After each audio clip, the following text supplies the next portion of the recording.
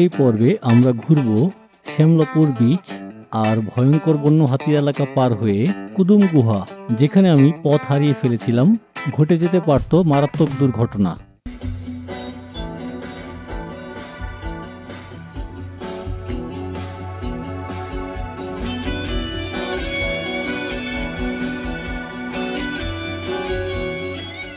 Weekly ট্রাভেলে স্বাগতম। আজ আপনাদের নিয়ে ঘুরব কক্সবাজারের টেকনাফ উপজেলার সব ট্যুরিস্ট স্পটগুলো। আমরা এখন আছি কক্সবাজারের ডলফিন মোড়। এখান থেকে কম খরচে যাব টেকনাফ।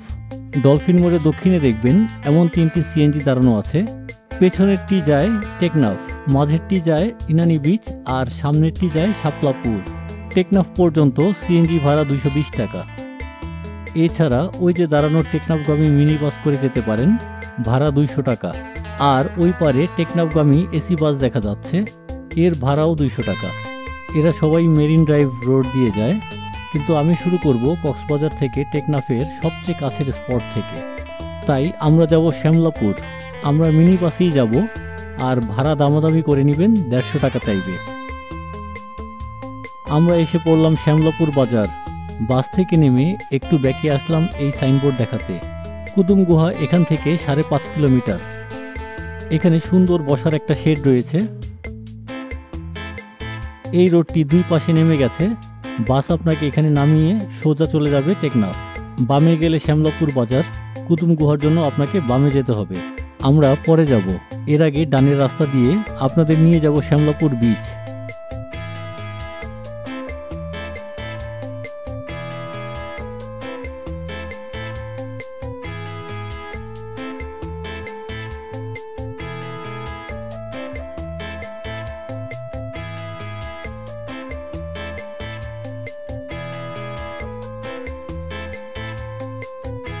এই বিচে ঢুকতেই দেখবেন মাছ ধরার অসংখ্য কালারফুল ট্রলার মেরামত ও তৈরি হচ্ছে।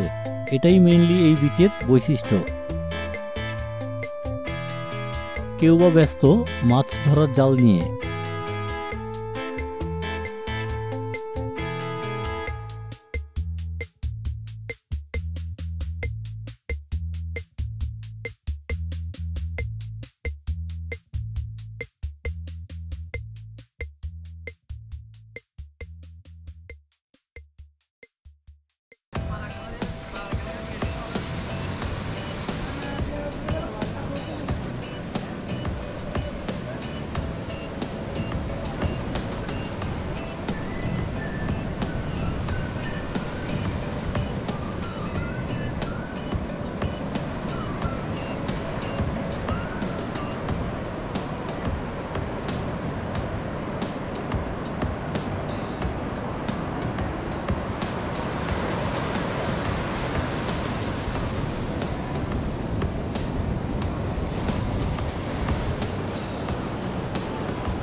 সমুদ্রের গর্জন তো আছেই, কিন্তু আপনি ছাড়া কোনো ট্যুরিস্ট দেখবেন না।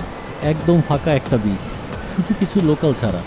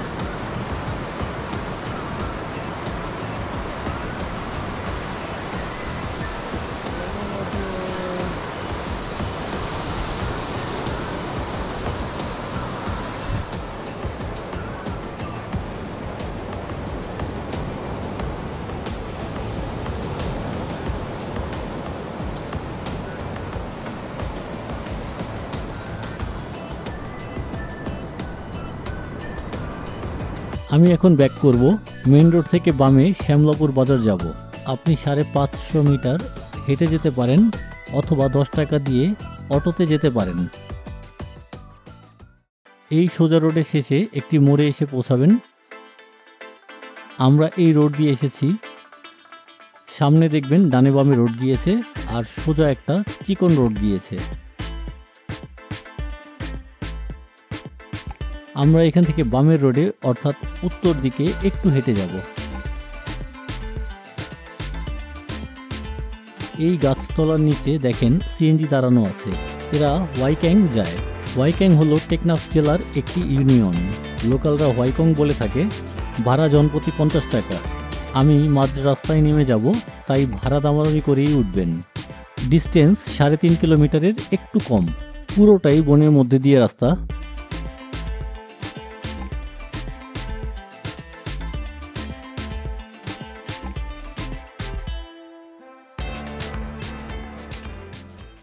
আমাকে নামিয়ে দিল এক অদ্ভুত জায়গায়। যদিও ঢুকার গেট আর সাইনবোর্ড দেখে আমি সাহস করেছি একা একা ভেতরে যাওয়ার। আরও সাহস পেয়েছি ওইখানে কিছু মানুষ দেখে। অথচ এরা আমার চেয়েও নিরীহ। ওয়াইকং থেকে এসেছে গাছের ডালপালা টোকাতে। এরা আপনাকে মোটেও হেল্প করবে না, কারণ এরা লোকাল নয়। মনে করুন এরাও নেই, আপনি এমন এক নীরব জায়গায় একা। খুব মাঝে মাঝে সিএনজি যায়। যাই হোক, আর 1 কিলোমিটার যেতে হবে। সাজানো গেট আর ইটের রাস্তা দেখে আমি একাই সাহস নিয়ে এগিয়ে যাচ্ছি ভিতরে। যদিও বন্য হাতি অ্যাটাক করতে পারে যে কোনো সময়ে, সেদিকে খেয়াল রাখতে হবে। আর ডাকাতের কথা তো ভুলেই গিয়েছিলাম, আপনারা কখনোই একা আসবেন না। অবশ্যই গ্রুপ আর একজন লোকাল নিয়ে আসবেন যে চিনে। চারপাশে ঘন বন জঙ্গল।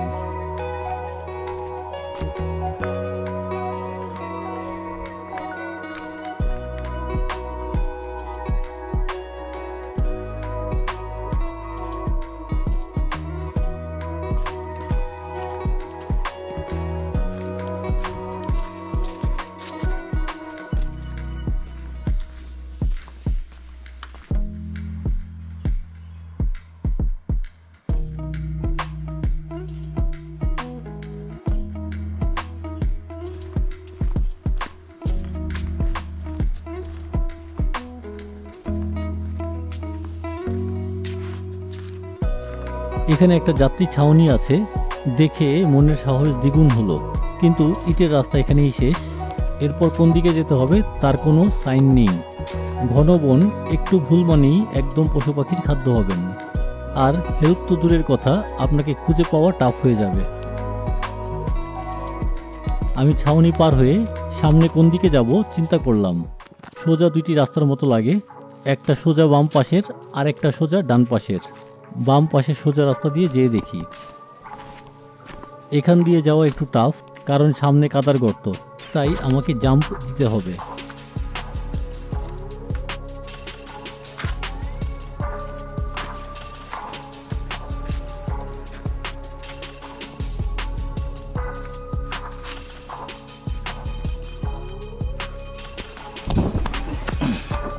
শেষ পর্যন্ত পার হয়েছি, তবুও জানি না এই রোড দিয়েই যেতে হয় কিনা।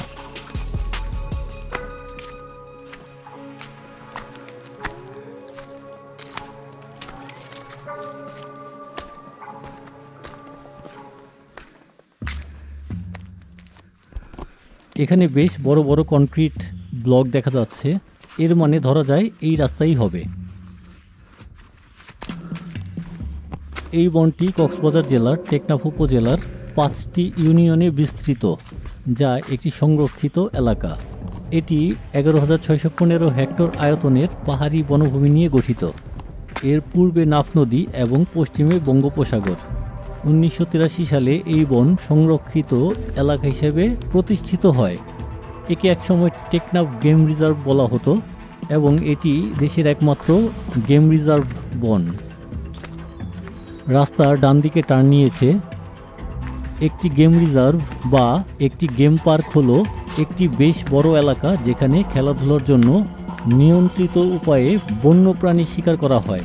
যদি শিকার নিষিদ্ধ করা হয়, তাহলে একটি গেম রিজার্ভকে একটি প্রকৃতি সংরক্ষণ হিসেবে বিবেচনা করা যেতে পারে। এটি বাংলাদেশের কয়েকটি স্থানের মধ্যে একটি, যেখানে বন্য প্রাণীতে এশীয় হাতি দেখা যায়। এবার বুঝতে পারছেন আমি আপনাদের দেখানোর জন্য একা একা কোথায় এসে পড়েছি। ব্লকগুলো পিচ্ছিল হতে পারে, তাই সাবধানে পা ফেলতে হবে।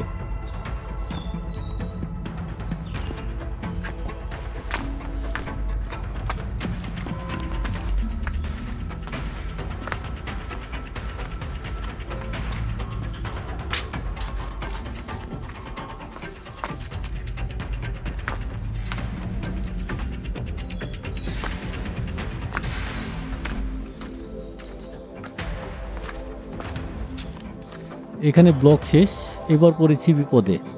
তারপরও যেহেতু রাস্তা সামনের দিকে গিয়েছে, একটু এগিয়ে দেখি। মনে রাখবেন, একটা সাপের কামড় খেয়ে পড়ে থাকলেও কেউ আপনাকে বাঁচাতে আসবে না। সামনে আবার বড় ব্লক দেখা যাচ্ছে, একটু এগিয়ে যাই। আবার ব্লক শেষ, রাস্তা বামে টার্ন নিয়েছে। জানি না এটাই সঠিক রাস্তা কিনা, আরও ভিতরে যাচ্ছি। সামনে কোনো বিপদ হলে এই রাস্তা দিয়েই দৌড়ে আসতে হবে, এছাড়া আর কিছু চেনা নেই। বন আরও ঘন হচ্ছে, আমি সম্পূর্ণ একা, সঙ্গে ক্যামেরা। সামনে আবার বড় ব্লক দেখা যাচ্ছে, একটু এগিয়ে যাই। আবার ব্লক শেষ, রাস্তা বামে টার্ন নিয়েছে। জানি না এটাই সঠিক রাস্তা কিনা, আরও ভিতরে যাচ্ছি। সামনে কোনো বিপদ হলে এই রাস্তা দিয়েই দৌড়ে আসতে হবে, এছাড়া আর কিছু চেনা নেই। বন আরও ঘন হচ্ছে, আমি সম্পূর্ণ একা, সঙ্গে ক্যামেরা।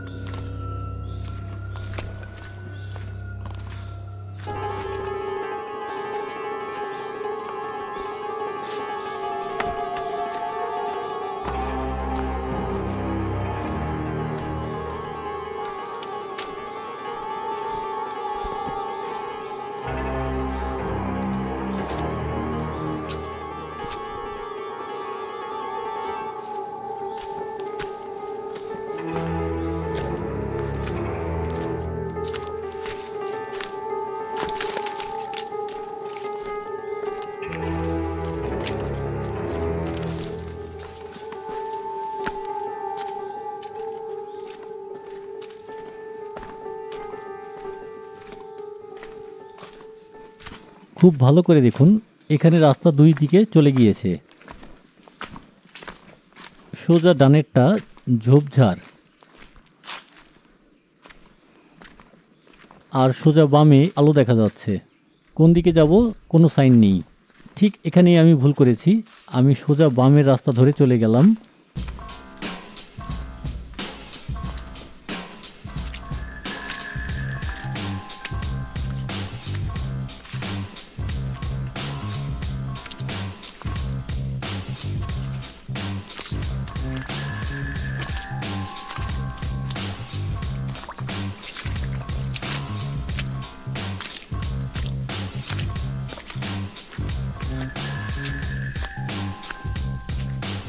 বনের মাঝখানে কি সুন্দর সবুজ ওপেন স্পেস, চারপাশে গাছ আর পাহাড় দিয়ে আটকানো।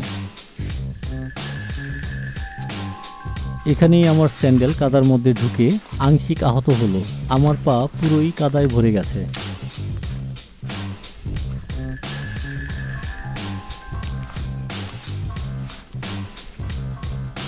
আমি ভেবেছিলাম এই জায়গায় কোনো একটা কোনায় হবে কুদুম গুহা, তাই চারপাশ খুঁজে দেখছিলাম, কিন্তু আমি টোটালি ভুল ছিলাম। এখানে ঘটে যেতে পারে যে কোনো বিপদ, আমাকে বাঁচাতে কেউ আসবে না।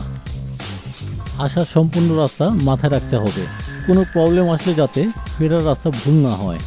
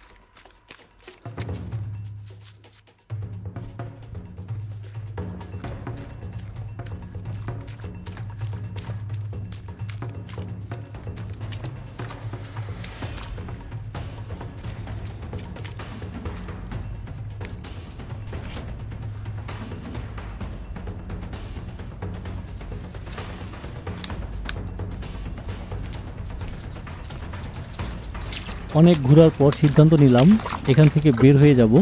এভাবে একা ঘুরে জীবনের ঝুঁকি নিয়ে লাভ নেই। অবশেষে ওই রাস্তায় ফিরে গেলাম। অনেকক্ষণ দাঁড়িয়ে ভাবলাম কি করব, ফিরে যাব কিনা এত দূরে এসে। পরে ওয়াইকংয়ের দিকে 580 মিটার হেঁটে যাই। কিছু দোকান দেখে প্রাণ ফিরে এলো। হরিখোলা জিপিএস এলিমেন্টারি স্কুল আছে, তার পেছনে পুকুরে আগে পা ধুয়ে নিলাম। এরপর দোকানের সামনে একজনকে রিকোয়েস্ট করতেই 4 জন রাখাইন স্টুডেন্ট আমাকে গুহার দেখাতে রাজি হয়ে গেল।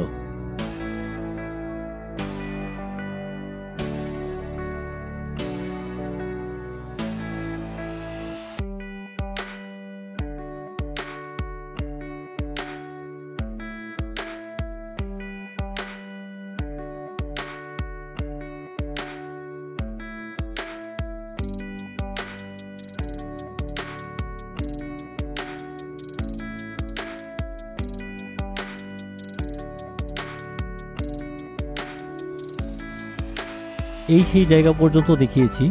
এখান থেকে আমি ভুল পথে সোজা বাম দিকের রাস্তা দিয়ে চলে গিয়েছিলাম, আপনাদের বলেছি, কিন্তু সঠিক রাস্তাটি হবে ডান পাশের রাস্তাটি। এবার আমি একা নই, আমরা 5 জন এগিয়ে যাচ্ছি।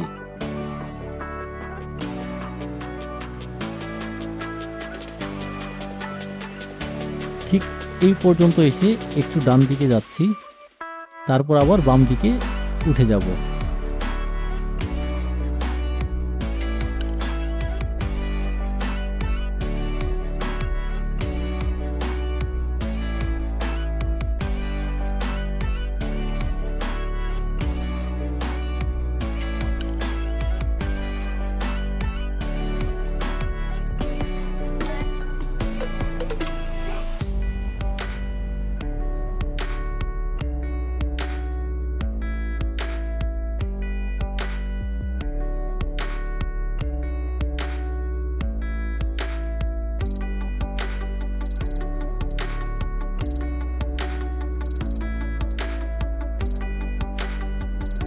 আমরা এই পর্যায়ে এসে একটু ডানে যেয়ে আবার বামে যাচ্ছি।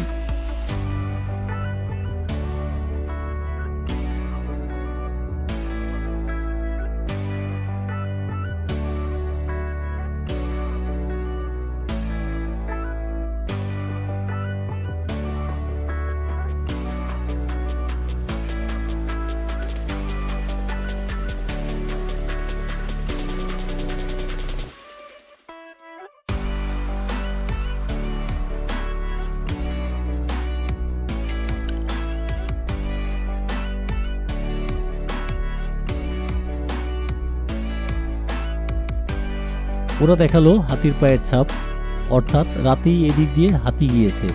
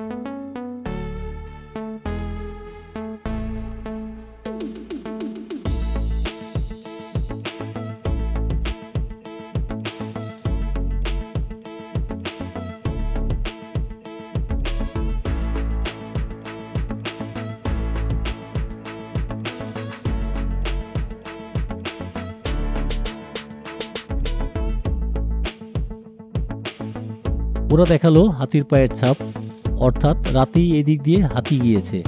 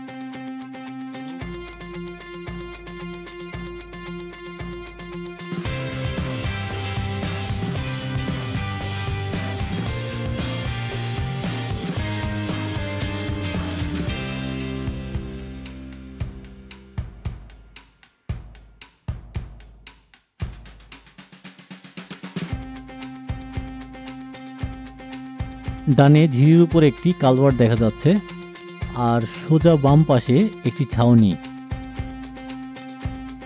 আমরা ডান দিকে কালভার্টের উপর দিয়ে যাব।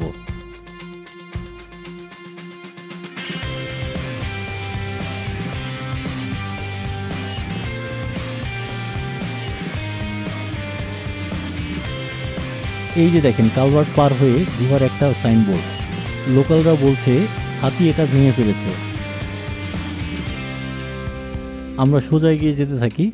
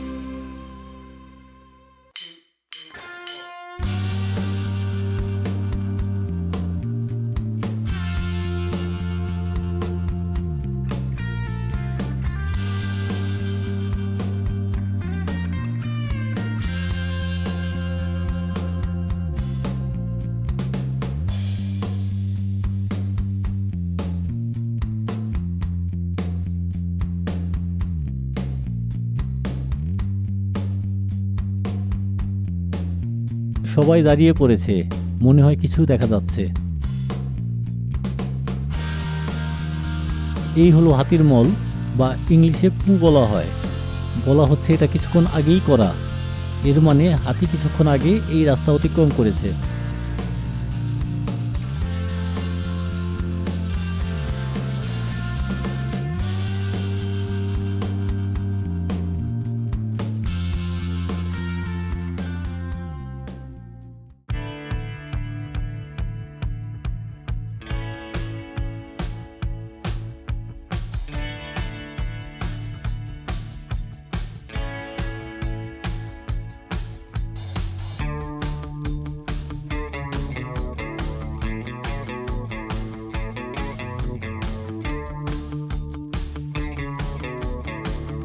একটা ঝিরিতে সামান্য পানি আছে, লাফিয়ে পার হতে হবে। একটা কথা মনে রাখবেন, বর্ষায় এখানে না আসাই ভালো, পানি বেশি থাকবে, এমন রাস্তা পার হওয়া চ্যালেঞ্জিং হয়ে যাবে। অনেক পরে কনক্রিট ব্লক দেখা যাচ্ছে, ব্লক ফলো করলেই কেভের কাছে চলে যেতে পারবো।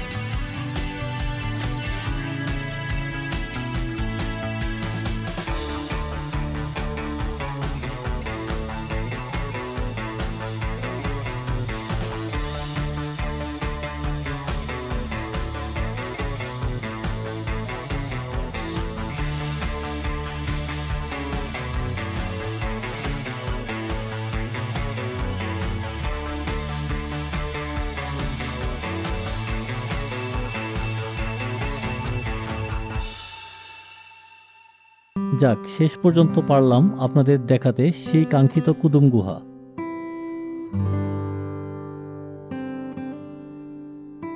এর উৎপত্তি নিয়ে কোনো গল্প নেই, তবে একটা গল্প আছে যে ব্রিটিশ আমলে একজন রাখাইন জমিদার একটি বিশাল বনভূমির উপর কর্তৃত্ব করতেন। তার 6 শতাধিক মহিষ মুক্তভাবে দৌড়াদৌড়ি করত। প্রতি বছর জমিদার রাখালদের বন থেকে কিছু মহিষ আনতে নির্দেশ দিতেন। এক রাখাল হঠাৎ এই গুহার দিকে এসে হোঁচট খেয়ে এক পরীর মতো কিছু দেখতে পায়। পরী তাকে স্বর্ণমোহর দেয় এবং তার ব্যাপারে কাউকে কিছু না বলার জন্য বলে। এর কিছুদিন পরে এক ঋষি এসেছিলেন। তখন তিনি অতিথি হিসেবে থাকার জন্য জমিদারের বাড়িতে যান। সুযোগ বুঝে তিনি গুহা এবং পরীর সম্পর্কে জিজ্ঞাসা করেন, কিন্তু জমিদার বললেন যে তিনি কিছুই জানেন না। রাখালও চুপ করে রইলেন।